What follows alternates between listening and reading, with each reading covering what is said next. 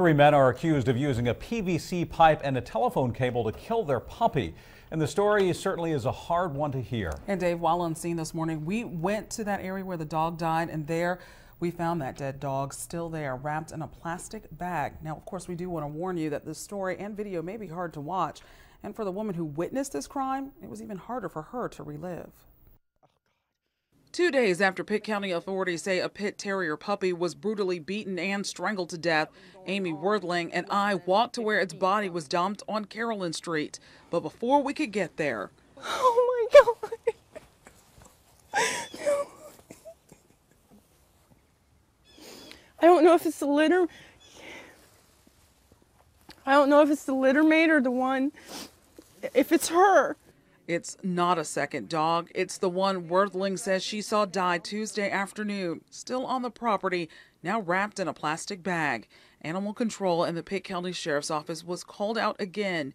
This time the dog is removed. But what Worthling wishes she could do is erase from her mind what she saw Tuesday.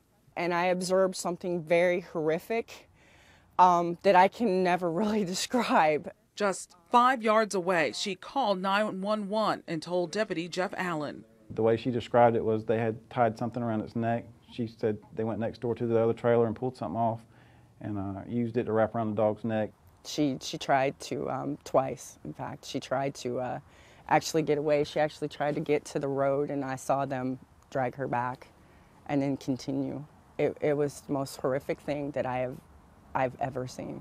Deputies arrested these three men, Demetrius Crumble, Harrington and Kendrick Fitchett, and charged them with felony cruelty to animals. The men told deputies the puppy was sick. Worthling says, sick or not, that puppy didn't deserve to die this way. I'm going to get that little dog her justice, and the men that did this to her will have their day in court. Well, Pitt County Animal Shelter Director says that in the case an owner believes that their dog is sick and suffering and cannot afford a vet visit, the shelter will humanely euthanize that pet for $15. That's the cost to cover the medication.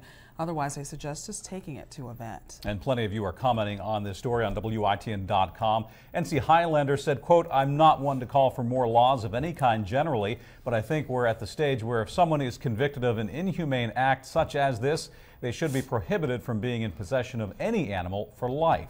And Jimmy Jack posted, quote, this is just wrong, end quote.